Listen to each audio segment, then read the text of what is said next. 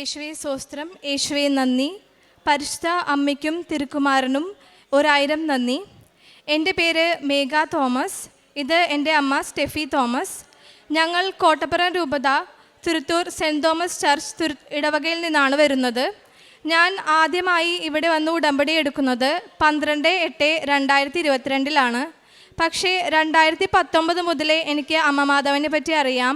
കാരണം എൻ്റെ അമ്മ 2019 മുതൽ ഇവിടെ ഉടമ്പടി എടുത്ത വ്യക്തിയാണ്. അപ്പോൾ 2022 വരെ അമ്മയുടെ ഉടമ്പടിയിലാണ് ഞാൻ നിന്നിരുന്നത്.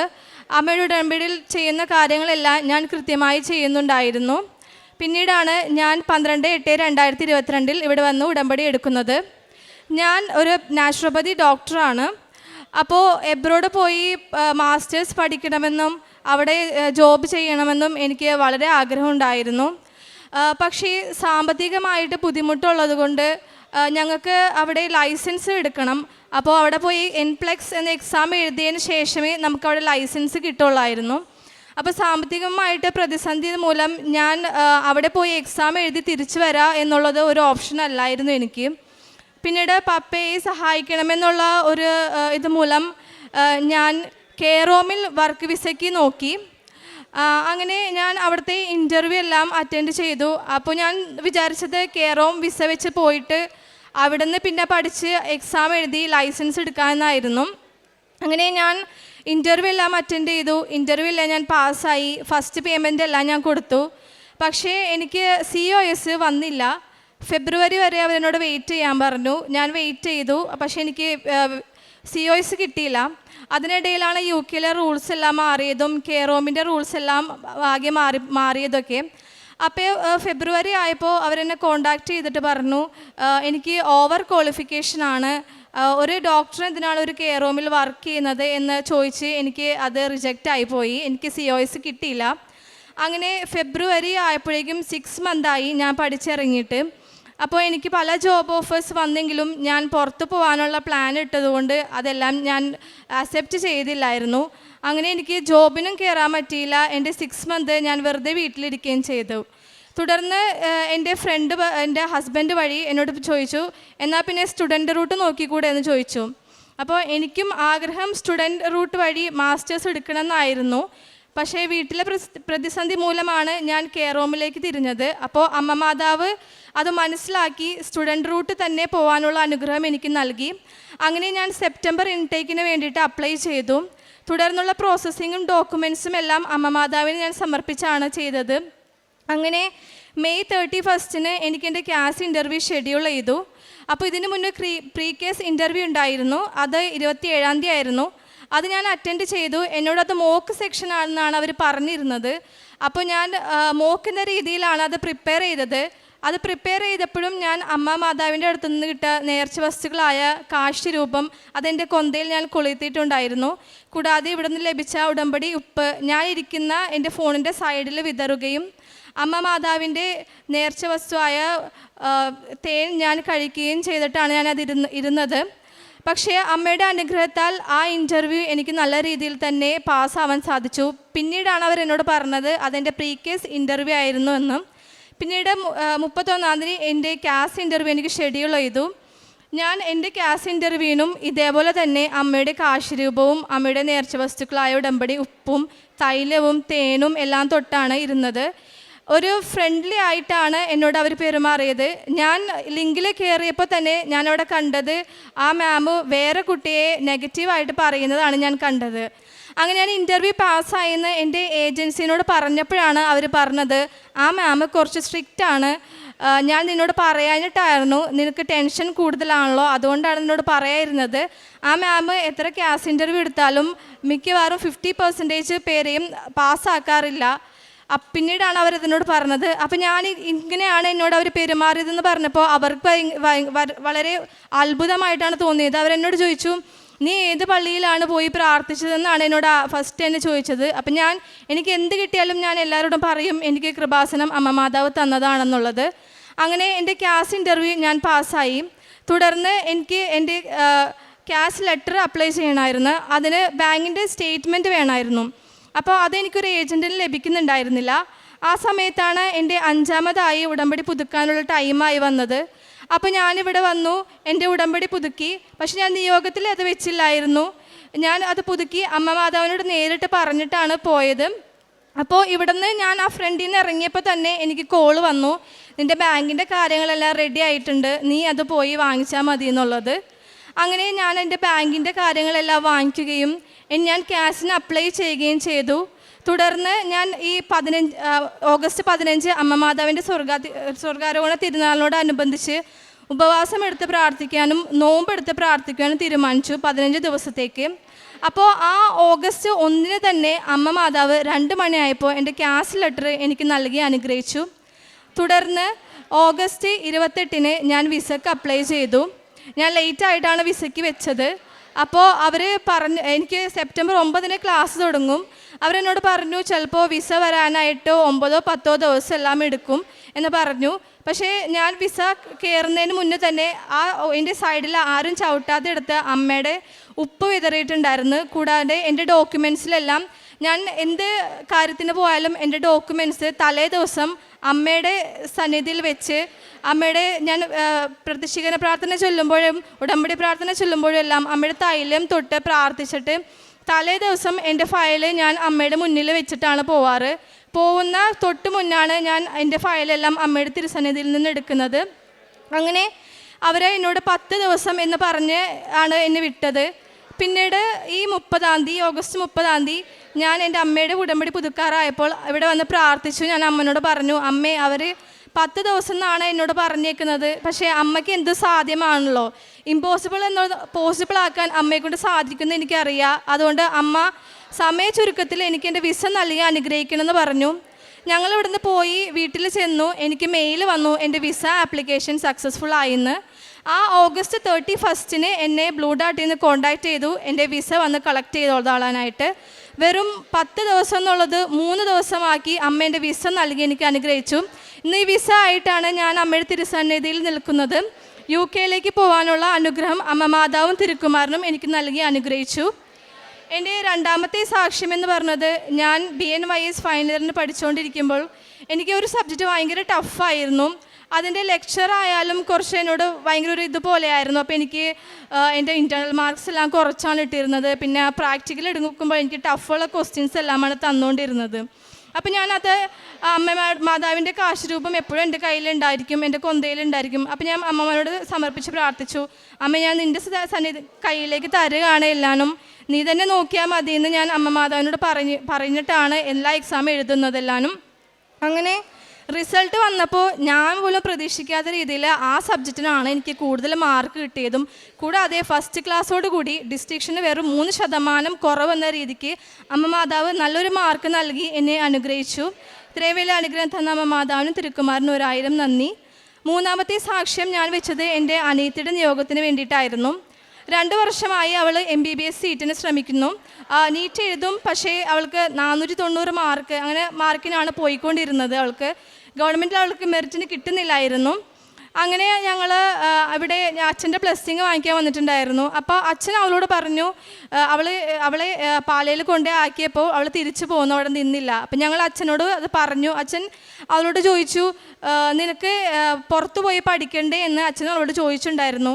പക്ഷേ ആ സമയത്ത് ഞങ്ങൾക്ക് അത് ഒന്നും പോയില്ല, കാരണം നമ്മൾ ഒട്ടും എക്സ്പെക്റ്റ് ചെയ്യുന്നില്ല അവൾ പുറത്തു പോയി പഠിക്കുന്നുള്ളത്. പക്ഷേ അങ്ങനെ എൻ്റെ അങ്കിള് എന്നെ കോണ്ടാക്ട് ചെയ്തിട്ട് പറഞ്ഞു, എന്തുകൊണ്ട് നിനക്ക് എബ്രോഡ് സ്റ്റഡി നോക്കിക്കൂടാ അനിയത്തിക്ക് എന്ന് ചോദിച്ചു. അങ്ങനെ ഞങ്ങൾ അങ്കിൾ വഴി നല്ലൊരു ഏജൻസിയെ പരിചയപ്പെട്ടു. അങ്ങനെ അവളുടെ പ്രോസസ്സിങ്ങും അവളുടെ ഡോക്യുമെൻറ്റ്സ് എല്ലാം ഞങ്ങൾ അമ്മ മാതാവിൻ്റെ സന്നിധിയിൽ സമർപ്പിച്ച് പ്രാർത്ഥിച്ചു. അതിൻ്റെ ഫലമായിട്ട് അവൾക്ക് എബ്രോഡ് ജോർജിയയിൽ നല്ലൊരു കോളേജിൽ അവൾക്ക് MBBSന് സീറ്റ് ലഭിക്കുകയും കഴിഞ്ഞ വർഷം ഡിസംബറിൽ അവൾ ജോർജിയയിലേക്ക് പോവുകയും ചെയ്തു. ഇത്രയും വലിയ അനുഗ്രഹം തന്ന അമ്മ മാതാവിനും തിരുക്കുമാരനും 1000 നന്ദി. പിന്നീട് എൻ്റെ 4ാമത്തെ സാക്ഷ്യം എൻ്റെ കസിൻ സിസ്റ്ററിന് വേണ്ടിയിട്ടാണ്. അവളൊരു നേഴ്സാണ്. അപ്പോൾ അവൾ 1 വർഷമായി OETക്ക് ശ്രമിക്കുന്നു. 3 അറ്റംപ്റ്റ് എഴുതി, പക്ഷേ 3ഉം അവൾ ഫെയിലായി. അപ്പോൾ ഞാൻ അവൾക്ക് അച്ഛൻ്റെ യൂട്യൂബിലെ ധ്യാനങ്ങളും അച്ഛൻ്റെ യൂട്യൂബിലെ സാക്ഷ്യങ്ങളും എല്ലാം അവൾക്ക് എപ്പോഴും അയച്ചു കൊടുക്കുമായിരുന്നു. കൂടാതെ ഇവിടുത്തെ ചെറിയ കുഞ്ഞി കാശുരൂപവും പിന്നെ നേർച്ച വസ്തുക്കളും ഞങ്ങളോട് കൊടുത്തിട്ടുണ്ടായിരുന്നു. എന്നിട്ട് ഞങ്ങളോട് പറഞ്ഞിരുന്നു, ഇതെല്ലാം പ്രാർത്ഥിച്ചിട്ട് വേണം നീ പഠിക്കാനിരിക്കുമ്പോഴല്ല, അതുകൊണ്ട് പ്രാർത്ഥിക്കണം, എക്സാമിനെല്ലാം പോകേണ്ടത് ഇതുകൊണ്ടാണെന്ന് ഞാൻ പറഞ്ഞിട്ടുണ്ടായിരുന്നു. അങ്ങനെ അവൾ DHAക്ക് ശ്രമിച്ചു. DHAക്ക് അവൾ ഫസ്റ്റ് അറ്റംപ്റ്റിൽ തന്നെ നല്ല മാർക്കോടെ പാസ്സാവുകയും അവൾക്ക് ദുബായിൽ പോകാനുള്ള അനുഗ്രഹം ലഭിക്കുകയും ചെയ്തു. ഇന്ന് അവൾ നല്ലൊരു ഹോസ്പിറ്റലിൽ അവൾ വർക്ക് ചെയ്യുകയാണ്, നേഴ്സായിട്ട്, രജിസ്റ്റേർഡ് നേഴ്സായിട്ട് വർക്ക് ചെയ്യുന്നു. ഇത്രയും വലിയ അനുഗ്രഹം തന്ന മാതാവിനും തിരുക്കുമാരനും 1000 നന്ദി. പിന്നത്തെ എൻ്റെ സാക്ഷ്യം അത് പെട്ടെന്നുണ്ടായൊരു സാക്ഷിയാണ്. ഇപ്പം ഞാൻ നാളെ ആണ് എൻ്റെ ഉടമ്പടി പുതുക്കണമെങ്കിൽ പെട്ടെന്നാണ് എൻ്റെ അനിയത്തി വിളിച്ച് പറയുന്നത്, തലേ ദിവസം വിളിച്ച് പറയുന്നത് അവളുടെ ഫ്രണ്ടിന് 3 മാർക്കിൻ്റെ ഡിഫറൻസിൽ അവൾ MBBSൻ്റെ ഫസ്റ്റ് സെമസ്റ്റർ പാസ്സാവില്ല എന്ന്. ആ മാം ആണെങ്കിൽ മാർക്ക് കൊടുക്കില്ല എന്നാണ് അവൾ പറഞ്ഞത്. അപ്പോൾ ഞാൻ ഉടമ്പടി പുതുക്കുന്ന സമയത്ത് ആ കുട്ടിക്ക് വേണ്ടി നിയോഗം വെച്ച് പ്രാർത്ഥിച്ചിരുന്നു. ഞാൻ പുതുക്കി ഇവിടെ നിന്ന് ഇറങ്ങി അപ്പോൾ തന്നെ എനിക്ക് കോൾ വന്നു, ചേച്ചി അവൾക്ക് ആ മാം 3 മാർക്ക് അവൾക്ക് കൊടുത്തു, അവൾ ആ ഫസ്റ്റ് സെമസ്റ്റർ പാസ്സായി എന്ന് പറയുകയുണ്ടായി. ഇത്രയും വലിയ അനുഗ്രഹം തന്ന അമ്മ മാതാവിനും തിരുക്കുമാരനും 1000 നന്ദി. എനിക്ക് ആത്മീയമായി വളരെയധികം മാറ്റങ്ങളാണ് ഉണ്ടായത്. പണ്ടും ഞാൻ പ്രാർത്ഥിക്കുന്ന കൂട്ടത്തിൽ തന്നെയാണ് അമ്മ മാതാവിനോട് പ്രാർത്ഥിക്കുകയും ചെയ്യുന്ന വ്യക്തിയാണ്. എന്നാൽ ഉടമ്പടി എടുത്തതിന് ശേഷം കൂടുതൽ ഒന്നും കൂടെ ഈശോയോട് മാതാവിനോട് അടുക്കാൻ എനിക്ക് സാധിച്ചു. എല്ലാ ദിവസവും അരമണിക്കൂർ ബൈബിൾ വായിക്കുകയും മുടങ്ങാതെ തന്നെ ദിവ്യബലി പങ്കുകൊള്ളുകയും ദിവ്യകാരുണ്യം സ്വീകരിക്കുകയും ചെയ്തു. തുടർന്ന് ഞങ്ങളുടെ കുടുംബം മൊത്തം ഇന്ന് ഉടമ്പടിയിലാണ് ജീവിക്കുന്നത്. ഞങ്ങൾ 4 പേരും ഉടമ്പടി എടുത്ത വ്യക്തികളാണ്. കുടുംബ പ്രാർത്ഥന ഞങ്ങൾക്ക് പണ്ടും ഉണ്ടായിരുന്നു. അപ്പോൾ ഇപ്പോൾ അത് അതിതീവ്രമായി ഞങ്ങൾക്ക് കുടുംബ പ്രാർത്ഥനയിൽ പങ്കുചേരാൻ പറ്റുന്നുണ്ട്. പണ്ടാണെങ്കിൽ എനിക്ക് കുടുംബ പ്രാർത്ഥന കുറച്ച് ലേറ്റായാൽ എനിക്കൊരു മടി പോലെയായിരുന്നു ചൊല്ലാനായിട്ട്, ലേറ്റായി കഴിയുമ്പോൾ. പക്ഷേ ഇന്ന് എത്ര ലേറ്റായാലും ഞാനാണ് മുന്നിൽ നിന്ന് പറയുന്നത്, അമ്മ എത്ര ലേറ്റായാലും നമുക്ക് പ്രാർത്ഥന എത്തിച്ചിട്ട് കിടന്നാൽ മതി എന്നുള്ളത്. അങ്ങനെ ഒരു ലെവലിലേക്ക് എനിക്ക് എത്താനായിട്ട് സാധിച്ചു. പിന്നെ പ്രേക്ഷിത പ്രവർത്തനമായിട്ട് ഞങ്ങൾ ഇവിടുന്ന് കിട്ടുന്ന പത്രങ്ങൾ, ഞങ്ങൾ 6, 7, 8 പത്രങ്ങൾ വാങ്ങിക്കും. അത് ഞങ്ങൾ മാതാവിൻ്റെ സന്നിധിയിൽ, ഞങ്ങൾ വീട്ടിൽ ചെല്ലുമ്പോൾ മാതാവിൻ്റെ സന്നിധിയിൽ വെച്ചിട്ട് അതിൽ തൈലം കുരിശ് വരച്ചും വിശ്വാസ പ്രമാണം ചൊല്ലിയും ആണ് ഞങ്ങൾ കൊടുക്കാറ്. അത് കൊടുക്കുമ്പോൾ ഞങ്ങൾ ഉള്ളിൽ പറയാറുണ്ട്, അമ്മ അർഹിക്കുന്ന കൈകളിലേക്ക് മാത്രം ഈ പത്രം എത്തിയാൽ മതി എന്ന് പറഞ്ഞിട്ടാണ് ഞങ്ങൾ കൊടുക്കാറ്. എല്ലാ വീടുകളിലും കയറിയാണ് ഞങ്ങൾ കൊടുക്കാറ്. കൂടുതലും ഹിന്ദുസിൻ്റെ വീട്ടിലാണ് ഞങ്ങൾ കൂടുതൽ കയറി കൊടുക്കുന്നത് പത്രം. കൂടാതെ അച്ഛൻ്റെ യൂട്യൂബ് ധ്യാനം എല്ലാ ചൊവ്വാഴ്ചയും ഉപവാസം എടുത്ത് കാണുകയും അത് വാട്സപ്പിൽ സ്റ്റോറി ആക്കിയിടും, അതെല്ലാവർക്കും ഷെയർ ചെയ്ത് കൊടുക്കുകയും ചെയ്യാറുണ്ട്. അച്ഛൻ്റെ സാക്ഷ്യങ്ങളെല്ലാം കേൾക്കുകയും അത് എൻ്റെ ഫ്രണ്ട്സിനും എൻ്റെ ഫാമിലിക്കും ഏതെങ്കിലും സാക്ഷ്യം പേഴ്സണലായിട്ട് ഒരു വ്യക്തിക്ക് വേണമെന്ന് എനിക്ക് തോന്നിയാൽ അത് പേഴ്സണലായിട്ട് അവർക്ക് അയച്ചു കൊടുക്കുകയും ചെയ്യാറുണ്ട്. ആരെങ്കിലും എന്നോട് പ്രാർത്ഥനാ സഹായം അപേക്ഷിച്ചാൽ ഞാൻ അവർക്ക് വേണ്ടി പ്രാർത്ഥിക്കാറുണ്ട്. പിന്നെ അമ്മ മാതാവിനെ അറിയാത്തവർക്ക് വേണ്ടി ഞാൻ അമ്മ മാതാവിനെ പറഞ്ഞ് പരിചയപ്പെടുത്തി കൊടുക്കാറുണ്ട്. അവരോട് ഞാൻ പറയാറുണ്ട്, നിങ്ങൾ ഉടമ്പടി എടുത്ത് പ്രാർത്ഥിക്കണം, അമ്മ മാതാവിനോട് പ്രാർത്ഥിക്കണം. നിങ്ങൾക്ക് ഉടമ്പടി എടുക്കാൻ പറ്റില്ലെങ്കിലും അച്ഛൻ്റെ ധ്യാനങ്ങളും സാക്ഷ്യങ്ങളും പ്രാർത്ഥനകളോടും നിങ്ങൾ ചെയ്യണമെന്ന് ഞാൻ അവരോട് പറയാറുണ്ട്. കൂടാതെ ആരെങ്കിലും അവർക്ക് നേർച്ച വസ്തുക്കൾ വേണമെന്ന് അവർ അവകാശപ്പെട്ടാൽ ഞങ്ങളത് വാങ്ങിച്ചും കൊടുക്കാറുണ്ട്. പിന്നീട് ഞങ്ങൾ അഖണ്ഡ ജപമാല എല്ലാ ശനിയാഴ്ചകളിലും 11:30 ഞങ്ങൾ ഒരു പ്രേക്ഷിത കൂട്ടമുണ്ട്, ഞങ്ങൾക്ക് ഒരു 20 പേരടങ്ങുന്നത്. അപ്പോൾ ഞങ്ങൾ ഒരുമിച്ച് 11:30 അഖണ്ഡ ജപമാല ചൊല്ലാറുണ്ട്. കാരുണ്യപ്രവർത്തികളായിട്ട് ഞാൻ ചെയ്യാറുള്ളത്, ഞങ്ങൾ പണ്ട് മുതലേ എല്ലാവരെയും സഹായിക്കുന്ന ആൾക്കാരാണ്. അപ്പോൾ ഞങ്ങളുടെ അടുത്ത് ആരെ സഹായം അപേക്ഷിച്ച് വന്നാലും ഞങ്ങൾ അവരെ വെറും കൈയോടെ പറഞ്ഞയക്കാറില്ല. ഞങ്ങളോട് പറ്റുന്ന രീതിയിൽ അവരെ സഹായിക്കാറുണ്ട്. കൂടാതെ ഞങ്ങളുടെ പള്ളിയിലൊരു സാന്തോം എന്ന് പറഞ്ഞ ട്രസ്റ്റ് ഉണ്ട്, അവിടെ രോഗികൾക്ക് പൈസ കൊടുത്ത് സഹായിക്കുന്നുണ്ട് അവരെ മരുന്ന് വാങ്ങിക്കാനായിട്ട്. അപ്പം ഞങ്ങൾ എല്ലാ മാസവും അതിലേക്കൊരു വീതം കൊടുക്കാറുണ്ട്. കൂടാതെ അവരുടെ വീടുകളിൽ പോയി രോഗികളെ സന്ദർശിക്കുകയും അവർക്ക് വേണ്ട മരുന്നിൻ്റെ പൈസ കൊടുക്കുകയും ചെയ്യാറുണ്ട്. കൂടാതെ എല്ലാ മാസവും ഓൾഡ് ഏജ് ഹോമിൽ വിസിറ്റ് ചെയ്യുകയും അവർക്ക് ഒരു നേരത്തെ ഭക്ഷണം ഞങ്ങൾ കൊടുക്കാറുണ്ട്. പിന്നെ എല്ലാ മാസവും പൊതിച്ചോറ് കെട്ടി ഞങ്ങളുടെ പ്രേക്ഷിത കൂട്ടായ്മ ഒരുമിച്ച് ഞങ്ങൾ പോവാറുണ്ട് കൊടുക്കാൻ വേണ്ടിയിട്ട്. പിന്നെ കെയർ ഹോമിൽ ചെന്നിട്ട് എല്ലാ തിങ്കളാഴ്ചകളിലും അവരെ കുളിപ്പിക്കുകയും അവിടുത്തെ വാഷ്റൂംസ്, ടോയ്ലറ്റ്സ്, അവിടെ എല്ലാ പരിസരങ്ങളും എല്ലാം ഞങ്ങൾ ക്ലീൻ ചെയ്ത് കൊടുക്കുകയൊക്കെ ചെയ്യാറുണ്ട്. ഇത്രയും വലിയ അനുഗ്രഹം ഞങ്ങളുടെ കുടുംബത്തിന് തന്ന അമ്മ മാതാവിനും തിരുക്കുമാരനും അമ്മയെ ഞങ്ങൾക്ക് ഇൻട്രൊഡ്യൂസ് ചെയ്ത് തന്ന ഞങ്ങളുടെ ജോസഫ് അച്ഛനും എല്ലാ വൈദികർക്കും ഇവിടുത്തെ സിസ്റ്റേഴ്സിനും എല്ലാ പ്രേക്ഷിതർക്കും 1000 നന്ദി. പരിശുദ്ധ അമ്മയുടെ മധ്യസ്ഥതയിൽ ഇപ്പം ഒരു വർഷത്തിലേറെ അല്ലെങ്കിൽ 1.5-2 വർഷത്തോളമായിട്ട് ഉടമ്പടിയിൽ ജീവിക്കുന്ന ഒരു കുടുംബമാണ്. അവരുടെ കുടുംബത്തിൽ എല്ലാവരും തന്നെ ഉടമ്പടിയായിട്ട് ബന്ധമുള്ളവരാണ്. അത് സാക്ഷ്യം അവസാനിക്കുമ്പോൾ അവർ ചെയ്തിട്ടുള്ള ആത്മീയവും അല്ലെങ്കിൽ പ്രേക്ഷിതക്കാരൻ്റെ പ്രവർത്തനങ്ങളുമൊക്കെ അവരൊരുമിച്ചാണ് പോയി ചെയ്യുന്നത്. ഈ അമ്മയുടെ സാന്നിധ്യം എപ്പോഴും കൂടെയുണ്ട്.